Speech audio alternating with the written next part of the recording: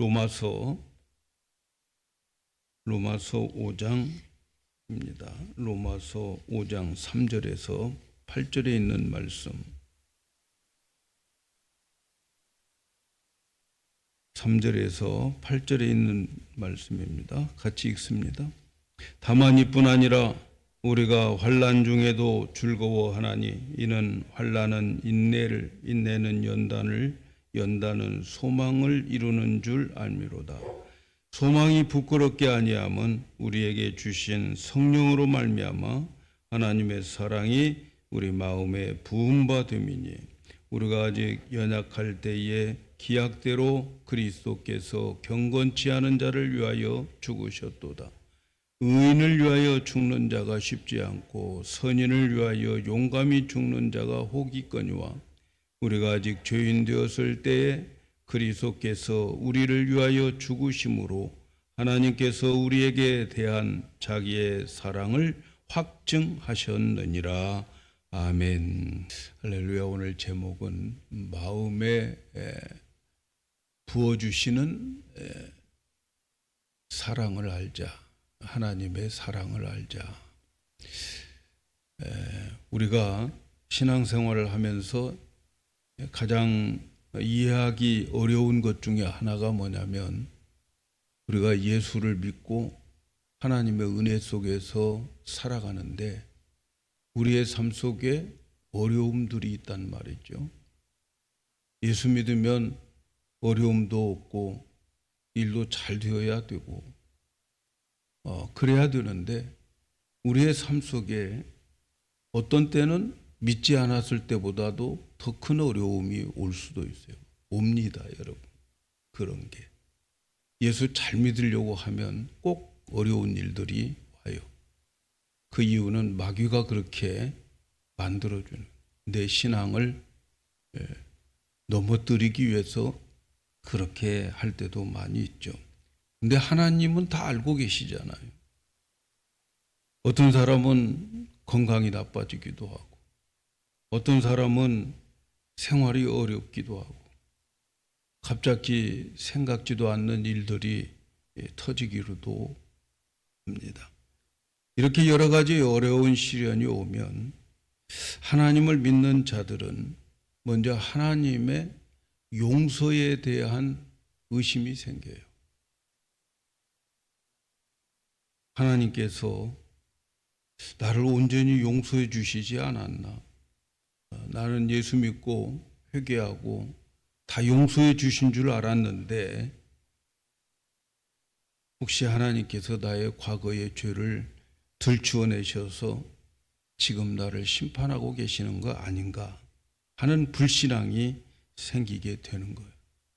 그래서 하나님에 대한 의심, 내 죄로 인해서 더 다운되게 만들어지는 그러한 일들이, 그러한 마음들이 우리에게 생기는데 결론으로 말씀드리면 그렇지 않습니다. 예수 믿는 자들에게 당하는 환난, 이 모든 것들은 저주나 심판이 아니라는 것을 오늘 말씀을 통해서 우리에게 가르쳐주고 있어요. 우리에게 환난을 당할 때에 우연도 아니고 하나님의 저주하신 것도 아니고 심판하신 것도 아니고 그 환난을 통해서 하나님을 알게 하시고 하나님의 사랑을 더 깨닫게 하기 위함에 목적이 있습니다. 오늘 우리가 읽은 말씀을 보겠습니다. 3절 4절에 있는 말씀인데 다만 이뿐 아니라 우리가 환난 중에도 즐거워하나니 이는 환난은 인내를, 인내는 연단을, 연단은 소망을 이루는 줄 알미라. 성도들의 환난 중에 즐거워한다 하는 말씀을 합니다. 여러분 환난 중에 즐거워합니까? 어째서 환난을 당하고 있는데 즐거워할 수 있을까? 그것은 이 4절에 있는 말씀의 마지막 말입니다. 알미로다 라고 하는 말이에요. 뭘 한다는 겁니까? 그 알미로다 라고 하는 말에 힌트가 있는데 무슨 힌트를 주느냐? 알기 때문에 환난을 즐거워한다. 무엇을 아느냐? 환난의 의미를 깨닫고 그 깨달음에 있어서 환난이 주는 유익이 뭔가를 알기 때문에 환난이 왔을 때 성도들은 즐거워하더라 하는 거죠. 성령께서 깨닫게 해 주시기 때문에 그런 거죠. 예를 들면 우리가 매를 맞는다고 할 때에 저분이 나를 사랑해서 때리는 매라고 생각하면 아프기는 하지만 그러나 고맙고 감사할 때가 있어요. 그러나 나를 미워하고 싫어하기 때문에 때린다고 생각하면 상황은 정반대지요. 원망과 서운함과 아프면서도 억울하고 원망스럽기도 하는 거예요. 그래서 매는 같은 매지만 그러나 그 의미를 알고 맞는 것과 그 의미를 모르고 맞는 것은 엄청난 차이가 있고 의미가 다릅니다. 그래서 성도들은 환난이 오는 의미를 알아야 되는 거죠. 환난이 왔을 때 환난을 보지 말고 환난을 주시는, 환난을 허락하시는 하나님을 볼 수 있어야 되는 거죠.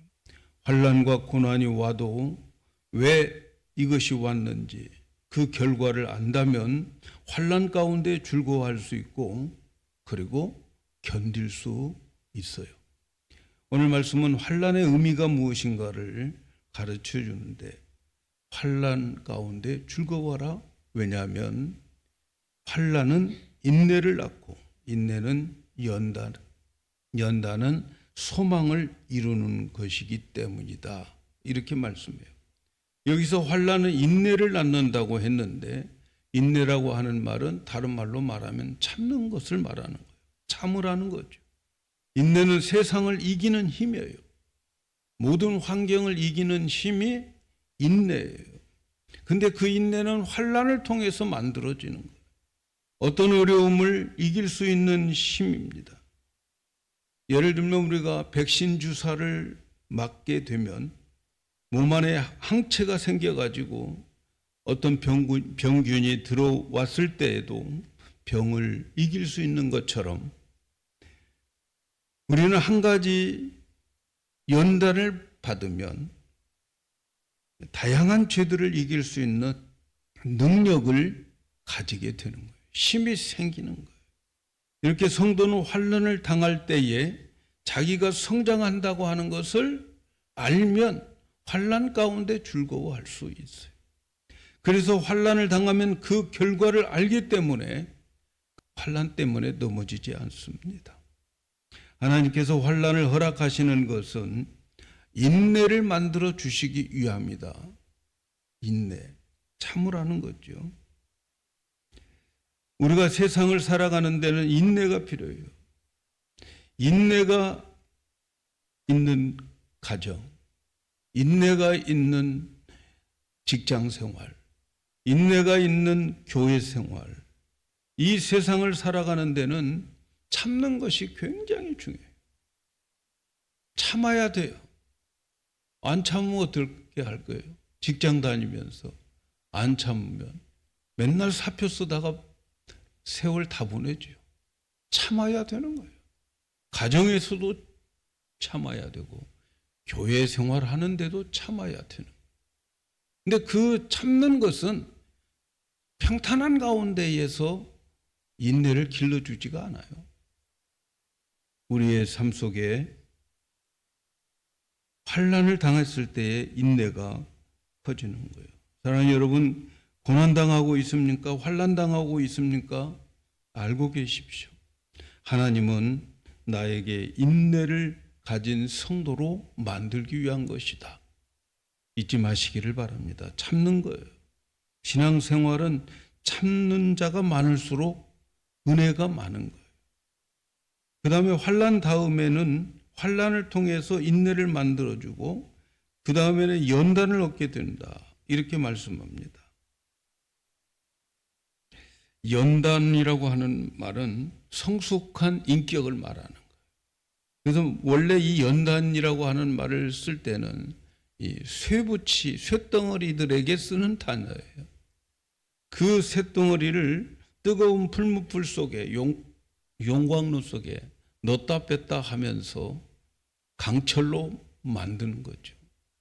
쇠를 불 속에 넣었다가 꺼내가지고 망치로 두들겨 패고 그 망치로 두들겨 맞는 동안에 이 쇠 속에 있는 이 강흙들이 다 없어져요. 그래서 이 쇠를 또 물속에 집어넣, 또 다시 불 속에 집어넣었다, 또 망치로 때리고 이렇게 함으로 인해서 쇠가 단단해지게 되는 거죠. 강철로 되는 거죠. 불 속에 넣었다 꺼낼 때마다 강철이 되는 거죠. 그래서 쇠가 불 속에 많이 들어갔다 나온, 그리고 많이 맞을수록, 망치로 많이 맞을수록 강하게 되는 거죠. 사랑하는 여러분, 신앙생활도 우리의 인격도 많은 환난을 만날 때에 강해진 거예요. 그 환난을 통해서 인내가 만들어 참고 살아가는 동안에 어느덧 신앙이 강해지고 정금 같은 믿음으로 만들어지는 거예요. 아마도 신앙생활 하는 자 중에 욥만큼 고난과 고통을 당하는 자 없습니다. 보지 못합니다. 그런데 그 욥은 고난 가운데에 이런 고백을 해야지요. 욥기 23장 16절에 있는 말씀인데, 나의 가는 길은 오직 그가 하시나니 그가 나를 단련한 후에는 내가 정금같이 나오리라. 그가 나를 단련한 후에는 정금같이 나오리라. 환난을 통해서 인내가 커지고 참고 인내하는 동안에 그의 인격은 정금 같은 믿음으로 만들어지게 되는 거지요. 사랑하는 여러분, 신앙생활은 환난을 면제받는 게 아니에요. 내가 예수 믿으면, 내가 신앙생활하고 예배 잘 드리면 내게 어려움도 없고 환난도 없는 그러한 인생을 선물로 받는 게 아니에요. 신앙생활도 세상살이에서도 환난이 와요. 신앙생활 자체도 환난이 와요. 세상에 살아가는 것도 환난이 와요. 어떤 사람들은 그렇게 말해요. 아유, 세상에서 정말 찌들고 고생하고 마음 상하고 그랬는데 신앙생활 하기 위해서 교회 왔는데 교회 와서도 마음이 상하, 교회 와서도 속상한 일을 만나요. 그러는 거예요. 어느 곳에 있어 우리에게는 환난이 있어요. 그러나 참으셔야 됩니다. 참으세요. 폭발하면 안 돼요. 끝까지 참는 자가 복이 있어요. 성질내고 폭발하면 나중에 후회밖에 안 돼요. 막 속이 후련할 것 같지요. 그 순간에는 속이 후련할 것 같지요. 그런데 돌이켜보 지내놓고 보면 남는 건 후회밖에 없어요. 우리 교회는 감사하게 이 폭발하는 분들이 많지 않아요. 아니, 없어요. 우리 교회는 화내시는 분들이 없어요. 집에 가서 화낼지는 몰라도 어쨌든 제가 보기에는 교회 와서 화내시고 폭발하는 분이 없어서 교회는 평화로운 거예요. 감사해요. 감사하지요. 참는 자가 많기 때문에 그러는 거지요. 이렇게 인내하고 참고 신앙생활을 하다 보면 나도 모르는 사이에 연단이 되어서 성숙한 성도가 되고 성숙한 신앙으로 열매를 맺게 되는 거죠. 우리가 성숙하고 정금같이 연단이 되면 그 다음 단계는 소망을 가지게 된다 하는 거죠. 소망이 있어야 돼요. 소망이. 하나님에 대한 소망이 있죠. 연단은 소망을 주게 된다. 환난을 당하면 인내를 만들어주고 그 인내를 가지고 또 연단을 받게 되고 연단을 받게 돼서 그의 믿음이 성숙해지면 소망이 생기는 거죠. 하늘나라에 대한 소망, 천국에 대한 소망, 하나님에 대한 소망이 생겨야 되는 거예요. 여러분, 우리 인생이 나이가 들수록 30대로 100살 되어도 30대, 200살 되어도 30대의 몸으로 되어져 있다면 소망이 생기겠어요? 참 하나님께서 나이 먹으면 늙도록 만들고 세월 가면 다 닳아지게 만들고 힘이 없게 만들고 그건 뭘까요, 여러분? 이보다 더 나은 소망을 바라보라는 거예요. 천국의 소망을 가지라는 거예요. 그러니까 우리가 겉사람은 후패하나 속사람은 날로 새로워지는 거예요. 속사람은 날로 천국에 대한 소망을 가지게 되는 거죠. 그래서 진짜 우리 권사님들, 연세 드시는 권사님들 보면 정말 소망이 하나님밖에 없어요. 천국밖에 없어요. 결국은 연단한 성숙한 신앙인은 소망을 가지게 되는 건데, 이 소망이 어떤 소망이냐면 하나님을 바라보는 소망, 하나님을 바라보는 소망, 하나님을 의지하려고 하는 소망이 생기는 거예요. 여러분, 믿음 생활을 하면 할수록 하나님이 더 바라지고 믿어져야 되는 거죠. 고난과 환난을 당했을지라도 하나님이 해결해 주시지, 하나님을 바라보는, 하나님을 소망하는 거예요. 하나님이 반드시 승리하게 해주시고 이 고난을 통해서 하나님이 회복시켜주고 더 업그레이드 시켜주실 하나님을 바라보는 소망을 가지게 되는 거죠. 그래서 환난과 어려움을 당하면 하나님을 바라보게 만들어요. 이 모든 것이 환난에서 시작해서 소망에 이르게 하는 거죠. 날마다 하나님을 바라보는 자는 한 번도 환난이 와도 실망하지 않죠. 별로 그렇게 걱정하지 않아요. 바울이 그런 경험을 했죠. 바울은 복음을 위해서 산 사람이에요. 어느 곳에 가든지 복음 때문에 살아가는 사람인데 이 그의 고백을 보면 그는 여러 가지 많은 환난을 얼마나 많이 받았는지 몰라요. 왜 이렇게 복음 전하러 가는 길을 평탄케 하지 않고 복음 전하러 가는데 하나님께서 죽을 고비들을 고비고비 많이 그 앞에 열거해 놓고 계시는가? 그는 나중에 깨달은 게 있어요. 얼마나 어려움을 당하면 자기 마음으로 사형 선고를 내려요. 이렇게 죽나 보다. 이제는 끝장이다. 그렇게 사형 선고를 내렸는데 하나님이 살려줘요. 왜 그렇게 어려운 일들을 나에게 주고 이런 사형 선고될 정도로의 환경을 나에게 주셨는가? 그는 그 이유를 알았어요. 그게 뭐냐? 그것은 하나님만 의지하라는 거예요. 죽은 자를 살리신 하나님, 이 세상에서 죽은 자를 살리신 하나님보다 능력 있는 사람이 어디 있어요? 죽은 자를 살리신 하나님만 의지하라. 복음 전하러 갈 때 너의 생각과 너의 언변과 과거에 행했던 경험 가지고 가지 말라. 오직 죽은 자를 살리신 하나님만 바라보고 가라. 그래서 어려움을 주었다. 이렇게 고백하고 있습니다. 어떻게 환난을 통해서 인내를 통해서 연단을 통해서 소망을 가지는 이런 성도들이 되게 누가 그렇게 만들어 주실까?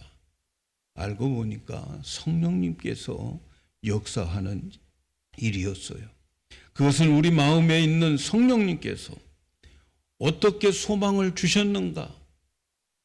어떤 연단을 받고 그리고 소망을 주시는데 어떤 소망을 주셨는가? 성령께서 주시는 소망이 오늘 우리가 읽은 말씀 중에 5장 5절에 있는 말씀이에요. 성령께서 주시는 소망이 이거예요. 소망이 부끄럽게 아니함은 우리에게 주신 성령으로 말미암아 하나님의 사랑이 우리 마음에 부은 바 되었다. 우리에게 연단받은 우리 성도들에게 하나님께서 부어주시는 소망은 어떤 소망이냐? 하나님이 나를 사랑하신다 하는 마음을, 하나님의 사랑을 마음에 넘치도록 부어주시더라 하는 거죠. 환난을 통해서 인내를 얻고 인내를 통해서 정금 같은 믿음으로 연단을 받게 되면 무슨 일을 만나든지 성령께서 내 마음에 들려주시는 것은 뭐냐? 하나님의 사랑을 깨닫게 해주시고 하나님의 사랑을 보여주시는 거죠. 그래서 성령으로 말미암아 하나님의 사랑이 우리 마음에 부은 바 되었다.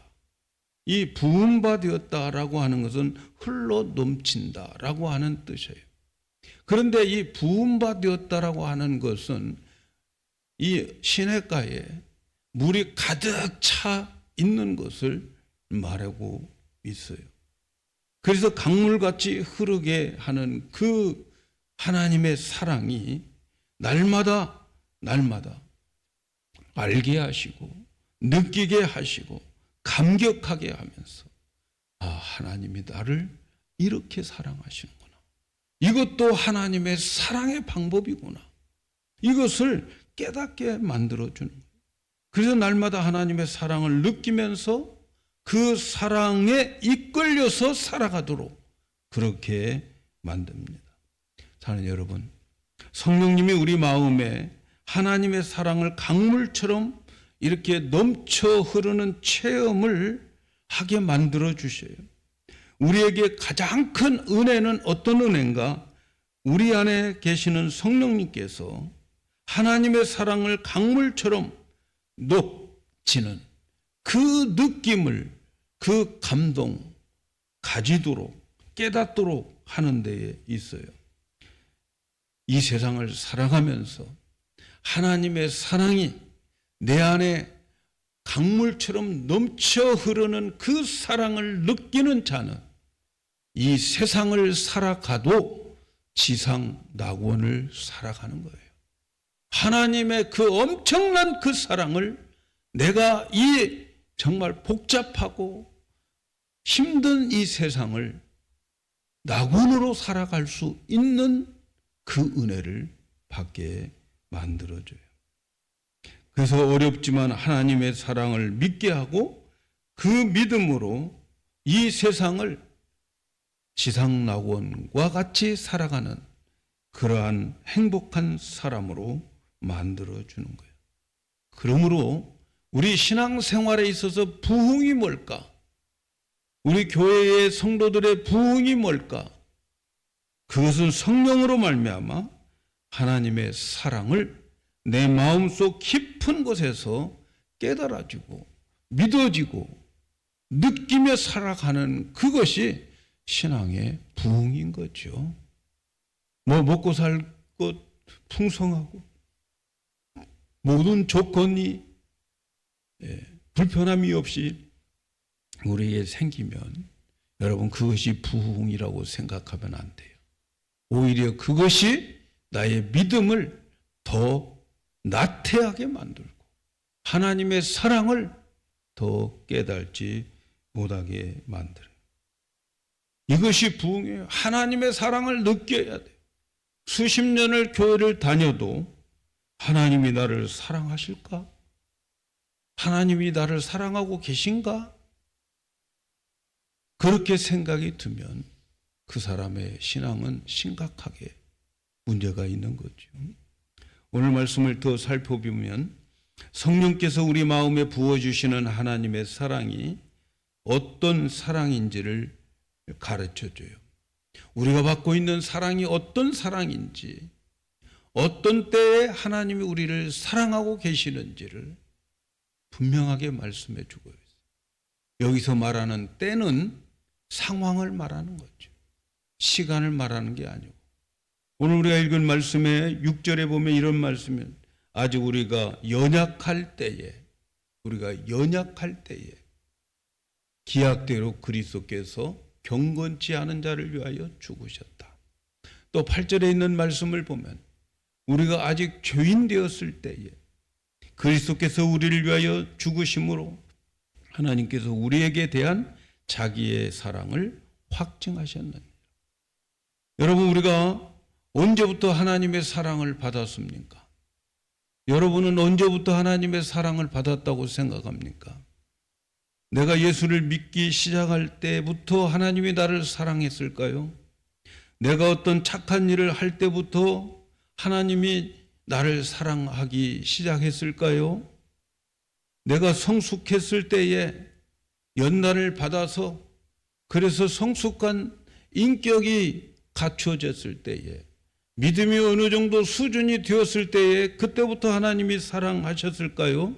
아니면 아직도 사랑을 받지 못한다고 생각하십니까? 우리는 분명히 알아야 돼요. 오늘 말씀해 보니까 우리가 연약할 때에, 우리가 아직 죄인 되었을 때에 하나님은 우리를 사랑하셨어요. 우리가 아무 짓 하지 않았을 때 하나님은 우리를 사랑하셨어요. 하나님은 내가 예수 믿기 전에 이미 벌써 나를 사랑하셨어요. 내가 예수님을 알기도 전에 이미 하나님은 나를 사랑하셨어요. 내가 예배당에 나와 예배 드리기 전에 하나님은 이미 나를 사랑하셨어요. 내가 좀 더 신앙으로 살려고 몸부림칠 때에 그때부터 하나님이 나를 사랑한 게 아니에요. 내가 예수 믿기도 전에 하나님이 나를 사랑하셨어요. 바울이 말이죠. 예수 믿는 자들을 핍박하면서 스데반 집사를 돌로 쳐서 죽일 때에 하나님은 그를 내버려 두었어요. 그리고 다메섹에 가는 길목에서 예수님을 만나게 되었어요. 그때부터 하나님이 예수님을 만난 후로부터 그를 사랑하기 시작했는가? 바울은 그렇게 말하지 않아요. 내가 그렇게 못된 짓을 했더라도 하나님 앞에 그렇게 하나님의 복음을 방해하는 자였는데도 하나님은 나를 언제부터 사랑했느냐? 내가 엄마 뱃속에 있을 때부터 사랑했노라고. 내가 모태에 있을 때에 그때부터 하나님은 나를 사랑했다. 이렇게 말씀하고 있어요. 사랑하는 여러분, 하나님은 내가 죄인 되었을 때도 나를 사랑했어요. 내 신앙이 자라기 때문에 하나님이 사랑하는 거라고 생각하면 교만한 생각이에요. 하나님은 우리가 생각지도 깨닫지도 않았을 때에 저와 여러분을 벌써 사랑하고 계셨어요. 단지 깨달은 게 오늘일 뿐입니다. 오늘일 뿐이에요. 다시 강조합니다. 여러분, 내가 하나님의 은혜를 얼마나 깨닫고 그 은혜에 얼마나 보답했냐에 따라서 하나님이 나를 사랑하는 게 아니란 말이죠.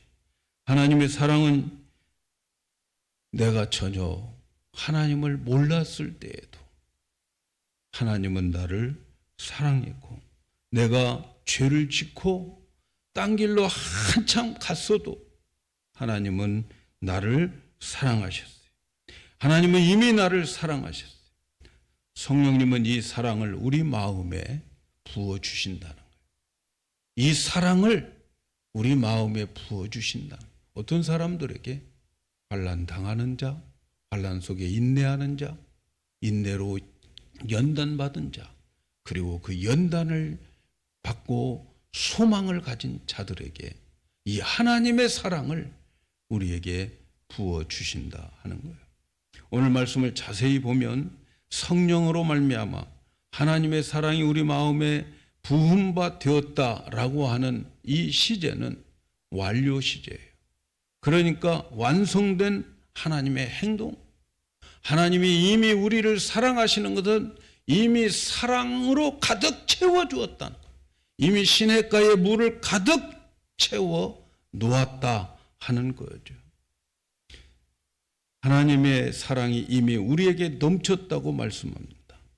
성령님은 이것을 우리 마음에 확증시켜주는 거예요. 우리는 어떻습니까? 우리는 불안하지 않습니까? 내가 병들고 사업이 잘 안 되고 환난을 당하면 웬일인지 하나님이 나를 버리신 것 같고 내 죄로 인하여 하나님이 그 사랑을 끊어버리고 잃어버렸구나 하는 생각이 들 때가 있어요. 반면에 사업이 좀 잘 되고 또 뭔가 내가 원하는 대로 잘 되면 하나님이 복 주시고 의인으로 봐주시는 것 같은데 사업이 안 되면 나의 죄가 자꾸 생각나게 만들어요. 그래서 어떻습니까?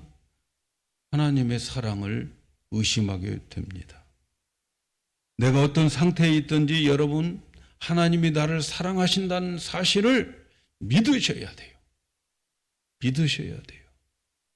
잘 되든 못 되든 하나님은 나를 사랑하시고 있음을 믿으셔야 됩니다. 믿으셔야 돼요. 내가 어떤 상태에 어떤 것을 가지고 하나님의 사랑을 내가 끌어들일 수가 없어요. 하나님의 주권적인 사랑이 나에게 임하게 되는 거죠. 그래서 신약 성경의 저자들은 하나님의 이 사랑을 표현할 단어를 아가페라고 하는 단어를 선택한 거예요. 조건 없는 사랑. 모든 사랑들은 대부분 끈달린 사랑이에요. 조건이 있어요.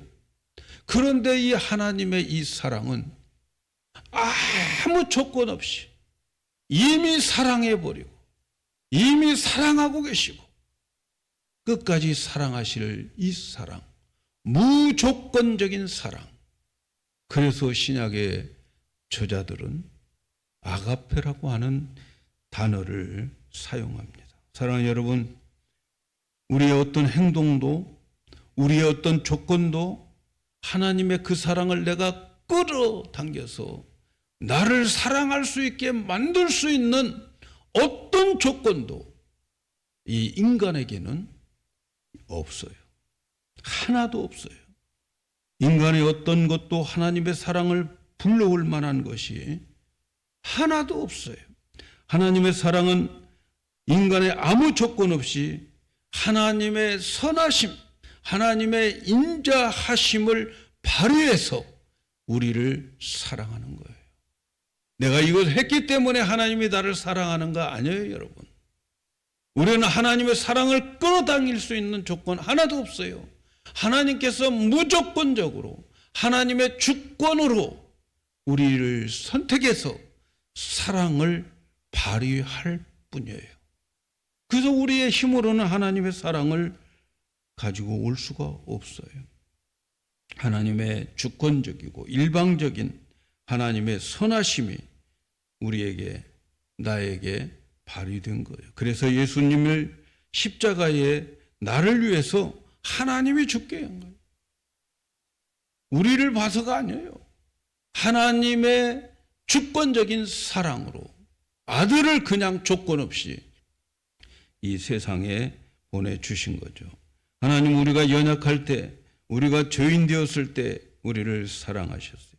그 사랑의 증표로 바로 예수 그리스도를 이 땅에 보내주시고, 그리고 그 예수 그리스도를 십자가에 죽게 함으로 내가 너희들을 이렇게 사랑한다고 하는 하나님의 사랑을 확정시켜 주신 거죠. 여러분, 십자가를 어떻게 보십니까? 십자가는 하나님의 사랑과 능력과 지혜가 계시된 곳이 십자가예요. 하나님은 십자가로 나에게 베풀어 주신 하나님의 사랑을 확증시켜줘요. 그러므로 이제부터 십자가를 믿는 사람은 자기에게 오는 모든 고난, 모든 환난, 이런 것들을 죄의 산물이라고 생각하면 안 되는 거예요.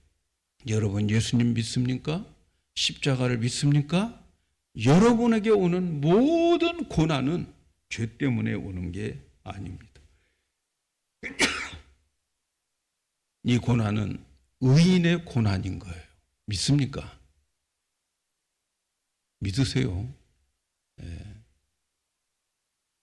왜 내가 예배도 열심히 드리고 왜 내가 기도도 하고 그러는데 왜 나에게 이런 고난들이 올까? 저주가 아닙니다. 심판도 아닙니다. 의인의 고난인 거예요. 내가 당하는 고난은 불의한 자의 고난이 아니라 하나님의 자녀로서의 고난입니다. 이 고난을 통해서 하나님의 사랑을 더 깊이 깨닫게 하는 고난임을 믿으셔야 돼요. 이렇게 십자가는 내 생의 모든 것을, 모든 의미를 바꾸어 놓습니다. 고난의 의미도 바꾸어 줍니다. 고난의 의미까지도 전환시켜 주는 거예요. 십자가는 나의 죄와 사망과 율법 그리고 진리로부터 해방시켜주는 하나님의 지혜고 능력이고 하나님의 사랑인 거예요. 십자가 앞에서 우리는 모든 것을 해방받아야 돼요. 십자가를 믿습니까? 그런데 나에게 어려운 고난이 왔습니까? 그건 하나님의 자녀로서 받는 의인의 고난인 거예요. 그 고난을 통해서 하나님은 나에게 하나님을 더 알아가고 하나님의 사랑을 더 깊이 남들이 깨닫지 못한 그 사랑을 알게 해서 이 지상에서 지상 낙원의 삶을 하나님과 사랑의 교제를 나누며 살기를 원하고 있는 거죠. 사랑하는 여러분, 우리는 사랑받을 자격이 없는데도 하나님의 사랑을 받고 있습니다. 이미 하나님의 사랑이 우리 마음에 가득 부어 주었어요. 그런데 말이죠, 하나님의 이 사랑은 모든 사람에게 사랑 자체에는 무게가 없어요. 똑같아요. 하나님의 사랑을 부어주는 그 사랑, 저에게 주는 사랑 다르고 여러분에게 주는 사랑이 다른, 무게가 다른 사랑을 주시지 않아요. 똑같습니다. 제가 받은 사랑, 여러분이 받는 사랑 똑같습니다.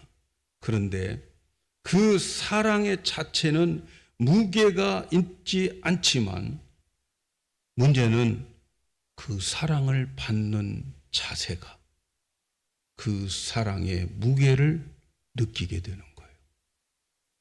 그 사랑을 받는 자격이 그 무게가 정해지는 거예요. 돈 많은 사람들에게는 여러분 좋은 선물 많이 주어도 별게 아니게 느껴집니다. 그러나 가난한 자들에게 어려운 사람에게는 아주 작은 것을 주어도 그들에게는 고맙고 반갑게 여겨지는 법입니다.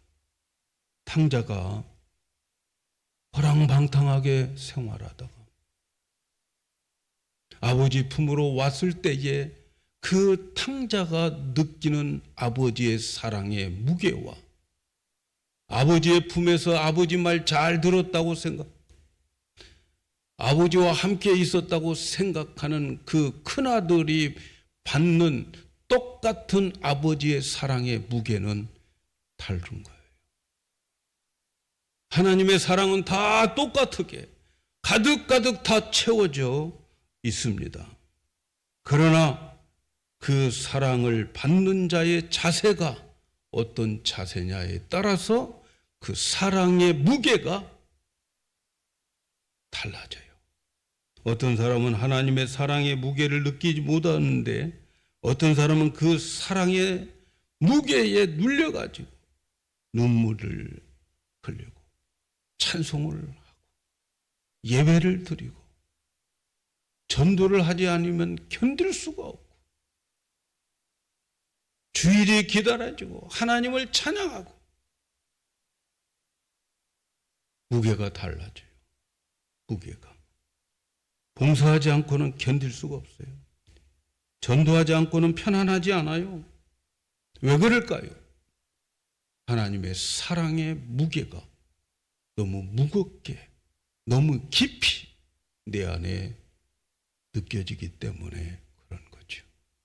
하나님의 사랑은 다 똑같이 채워져 있어요. 근데 문제는 그 사랑을 받는 자의 자세가 문제다 하는 거죠. 사랑하는 여러분, 성도들의 행복은 하나님의 사랑을 얼마나 알고 그 무게를 느끼느냐에 따라서 성도들의 행복이 좌우됩니다. 우리를 사랑하시는 하나님의 사랑은 이미 다 쏟아부어 주셨어요. 십자가를 봐라. 내 사랑 다 쏟아부었자.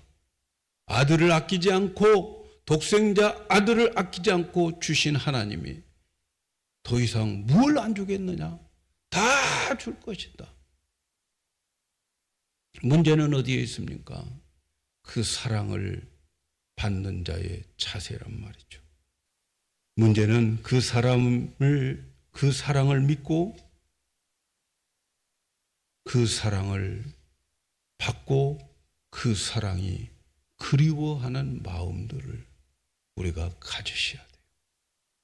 사랑하는 여러분, 이 세상에 우리가 구할 것 많이 있습니다.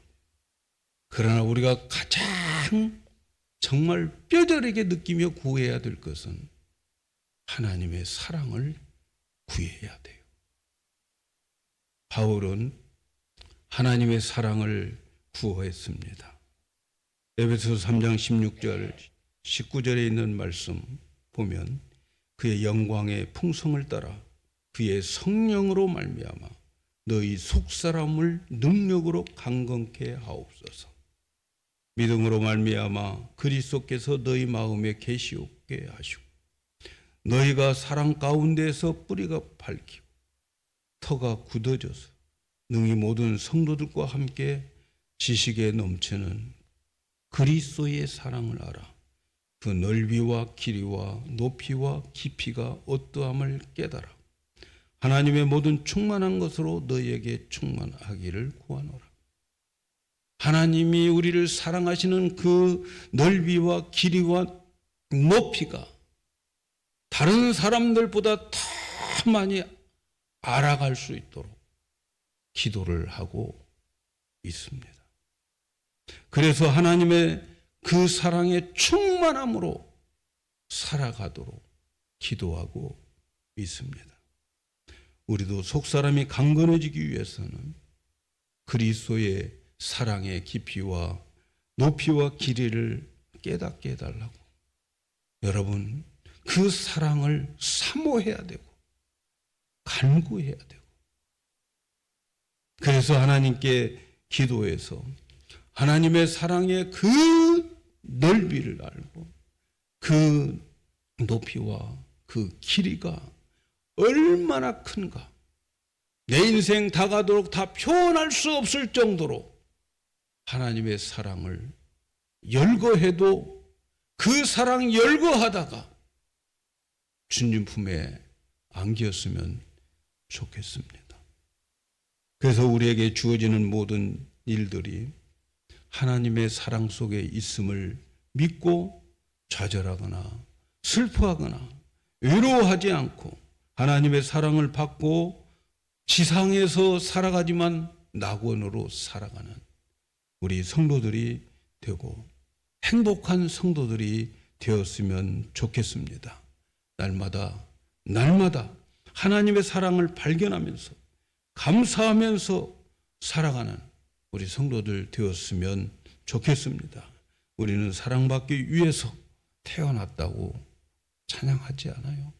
저와 여러분은 이 사랑받기 위해서 태어난 자들임을 명심하고 하나님의 사랑이 우리 안에 충만해져서 그 충만함으로 우리 성도들이 이 세상 하루를 살더라도 하나님의 사랑에 녹아져서 감격하며 살아가는 우리 모두가 되었으면 좋겠습니다.